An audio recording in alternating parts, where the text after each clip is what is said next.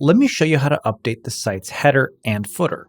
We'll start with the header. On the left side from the menu, click Header. And next we can update the site logo. To change the logo, click the Change Logo button, and then add your new logo from the media library or upload a new file.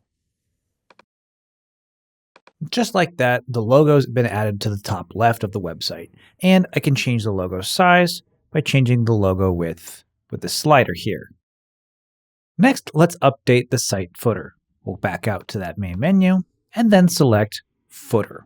And here you can make updates by dragging the various elements in this editor down below. When you're done, be sure to publish your changes. When you're done making changes to the site settings, click the X to back out. And here we can see our beautiful new website.